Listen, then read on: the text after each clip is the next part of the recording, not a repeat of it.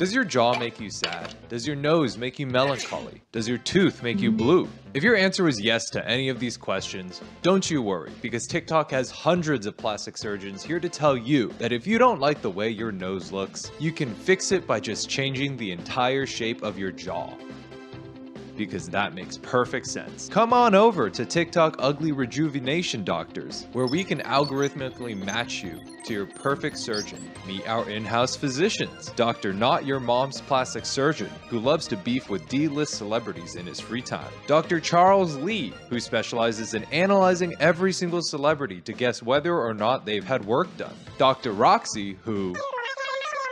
I have just been informed that we are no longer affiliated with Dr. Roxy. So if you think your yitties are too small or too big or too weirdly shaped, and trust me they are, then come on down to Turd to get your body snatched for the low, low price of an arm and a leg. We really need to get a new name for this place. Welcome back to the light side of the internet. My name is Ray Like Sunshine, and today we're talking about the bougie, squishy, and sticky world of TikTok plastic surgeons. Plastic surgery has been practiced since the ancient Egyptians, as evidenced by the Sphinx's rhinoplasty. Cosmetic surgery as we know it today originated in the 1960s, with rhinoplasties and mammoplasty being the most common operations. Totally not coincidentally, this is around the same time that companies discovered that you could sell anything if you just put a conventionally attractive woman in a bikini next to it. So here we have our newest 1969 model, fully furnished and ready to drive out today. Wait, what's that?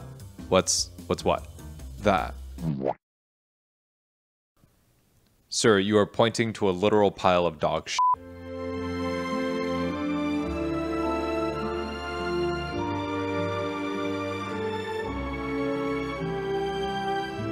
I'll take 3. When I was a kid, plastic surgery really just seemed like a foreign concept to me. It was an abstraction in my brain, kind of like time or object permanence. To me, plastic surgery was only something you saw celebrities get, or like the occasional ad on a magazine or a billboard. But now plastic surgery is like seemingly everywhere, and it can sometimes seem like almost everyone has gotten some sort of work done. It's plastered all over our social media. You got Instagram, TikTok, Facebook, Twitter. There's even whole reality TV shows dedicated to plastic surgery. Now, am I scaring you? Yeah. Good. Now, I want to be clear. I don't have anything against anyone who has gotten plastic surgery or wants to get plastic surgery, especially if it helps them feel more confident in their own bodies or if it's a gender-affirming operation. And I don't even think I have anything against plastic surgeons themselves. But when it comes to TikToks made by plastic surgeons, I can't help but feel a little uncomfortable, a little sus, a little edgy. I mean, I know that plastic surgeons have a place on the platform in order to educate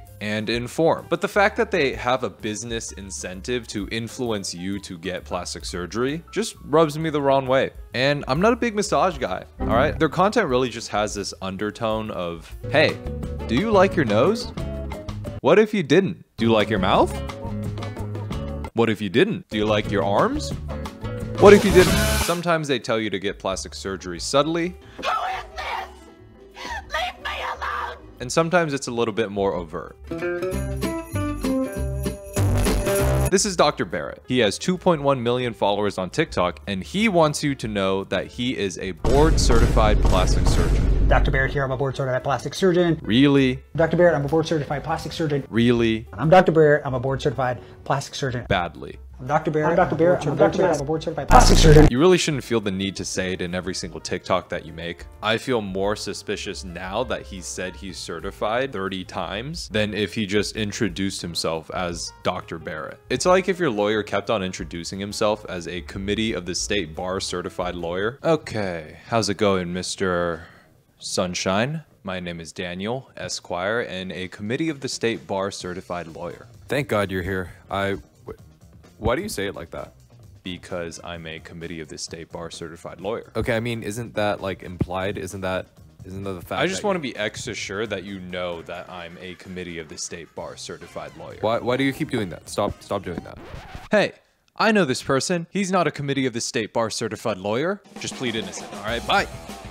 But content trying to subconsciously get you to get plastic surgery is only one tiny sliver of the type of content that we see in this niche. There's plastic surgery ASMR, there's plastic surgery memes, there's plastic surgery advice, even plastic surgery operation videos, which are disgusting and come with no warning labels. Seriously, the last thing I want to see when I'm eating breakfast in the morning is what the layer of chub that protects my abs looks like on the inside.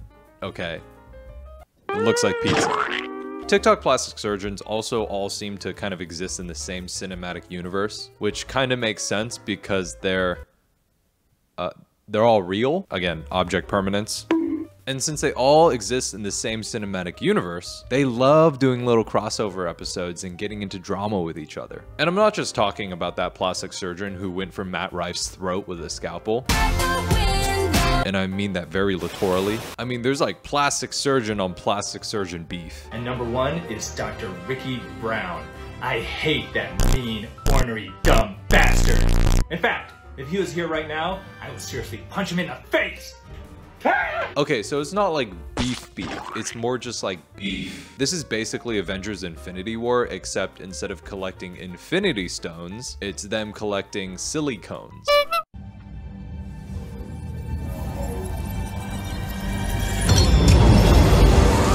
If you know how I feel, why would you say that? Like, you put me in such an uncomfortable situation. Another type of content within the discourse of plastic surgery is the day in a life type of content. Now, most of these are fairly tame and educational, where it's just a surgeon kind of going about their daily itinerary. This is my fancy light. But certain plastic surgeons, especially ones in Beverly Hills, tend to lean more into the lifestyle flex type of content. Welcome to a realistic day in the life working for a Beverly Hills plastic surgeon. We had amazing patients who brought us some goodies to say thank you for their results.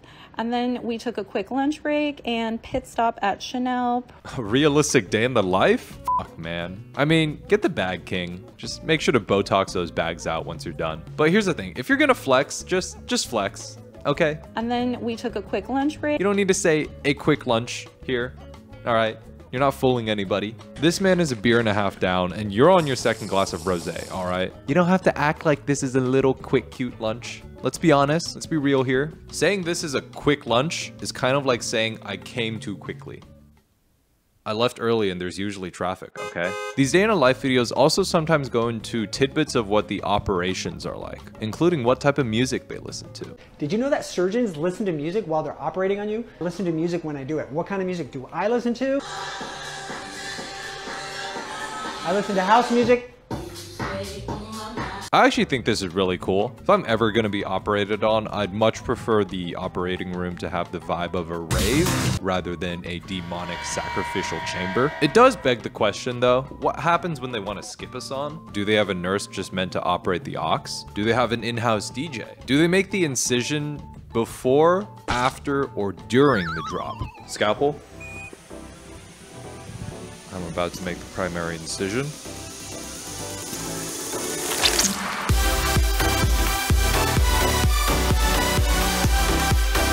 Unfortunately, one of the most common types of content is guessing what celebrity had what type of work done, which is the type of content that it just fucking sucks. She looks like she's had double eyelid surgery with the outer corner cut. On the angled view, it looks more obvious that she has an L-shaped implant because the nasal tip is slightly under projected compared to her bridge. Why is this even content? Does it bring them joy? Does this bring them satisfaction? I just don't get why these celebrities get bad veneers. Like, they're bad. Things that probably bothered her was mainly the color. They're kind of yellowish, they're a little bit splotchy. Her veneers now are not good. They look a little roundy, they look a little bulky, they don't fit well. Okay, Jordan Davis. First off, why do you have two first names? That's whack. Can we talk about that? And it doesn't seem to fit her personality or what naturally would be happening with her smile. Her teeth doesn't fit her personality? What does that mean? What's that mean, Jordan Davis? That's even your real name. Going to the dentist is already painful enough of an experience. And now you're saying if I wanted veneers, they have to have a certain vibe? If I want veneers, I have to do a personality interview with them? So we're looking for an upper control incisor. What do you think you could bring to the team? Well, hey, I guess you can say I'm a pretty big team player. If you have a big problem to solve, I'm the guy to cut it down into manageable parts. What's that? Don't worry about that. Next question. Well, who is it? That's just a previous upper control incisor. Well, what happened with him? Oh, he just wasn't a personality fit. Anyways, what's your biggest weakness? Maybe this is just me, but I feel like doing these celebrity plastic surgery exposés just feels more invasive than educational to me. And while some of these surgeons have content that is mostly meant to educate and inform, a lot of these plastic surgeons on TikTok are just here to post content that generates clout. They have a greater focus on memes, dances, self-promotion.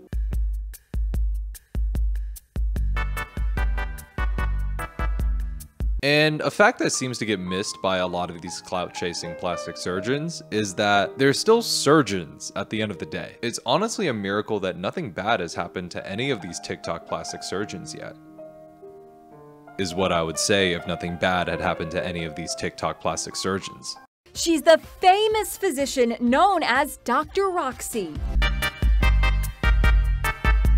She live-streamed plastic surgery on TikTok, gaining a huge following. So if you want to get in the OR and see behind the scenes and how this stuff works. But now, Dr. Roxy, whose real name is Catherine Grawi, has been permanently stripped of her license by the State Medical Board in Ohio. Dr. Roxy was a surgeon on TikTok with almost 1 million followers, and she ran her own clinic called Roxy Plastic Surgery. She was known for her silly little dances, her funny little frolics, her goofy little jibs, and almost killing 3 patients. In 2023, the Ohio State Medical Board revoked Dr. Roxy's medical license, citing 3 separate cases of negligence.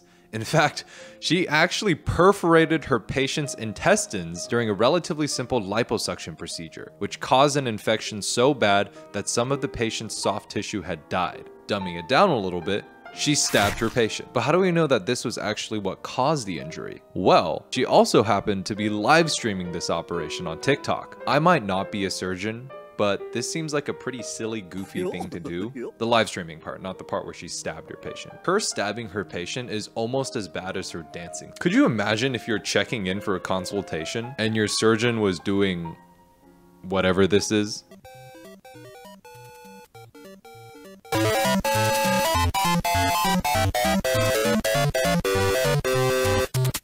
You know what? I'm actually good.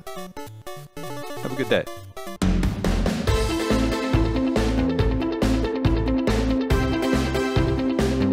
I guess the moral of the story is, if you're performing a delicate medical procedure, maybe keep your eyes on the patient rather than the camera. Anyways, that's all I have for you guys today. If you're still here, thank you so much for watching. I hope that you can all feel comfortable in your own bodies, and I will see you in the next one. Okay, bye.